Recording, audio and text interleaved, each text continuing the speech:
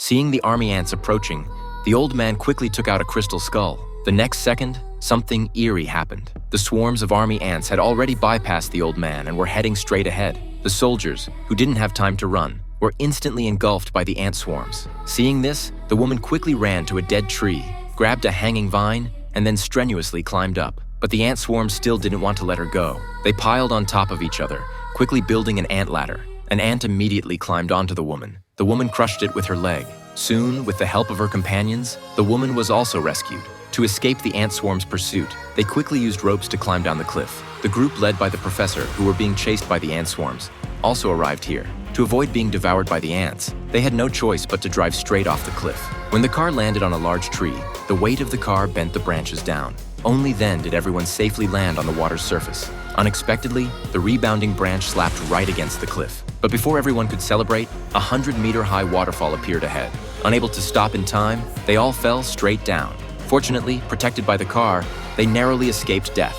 They finally managed to climb ashore. Now they just had to pass through the Weeping Mountain God's Eye to enter the legendary Lost City of Gold. Seeing this, everyone immediately entered the cave behind the waterfall. Inside the cave, they discovered 13 tall crystal skeletons sitting on pure gold chairs, but one was missing its skull.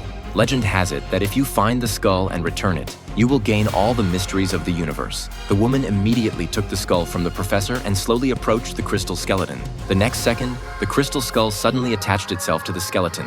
Then, to everyone's horror, the crystal skeleton seemed to come to life, looking down at the crowd from on high. Just then, the professor suddenly walked up to the crystal skeleton and started speaking in the long-lost Mayan language. The crystal skeleton expressed great gratitude for them finding the skull, and decided to give the returner a generous gift. Seeing this, the woman immediately expressed her desire to understand the universe and learn all the knowledge mastered by alien civilizations. However, as soon as she said this, white smoke poured from the eyes of the 12 crystal skeletons, giving everyone a bad feeling.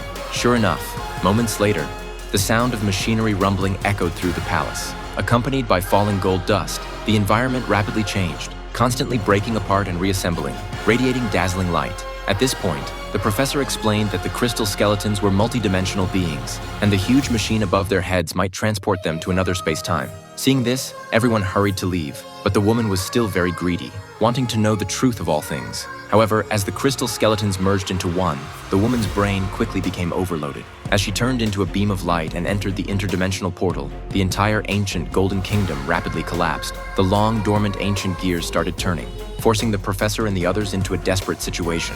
Fortunately, at the critical moment, floodwaters came roaring in, safely sending them up through the well opening.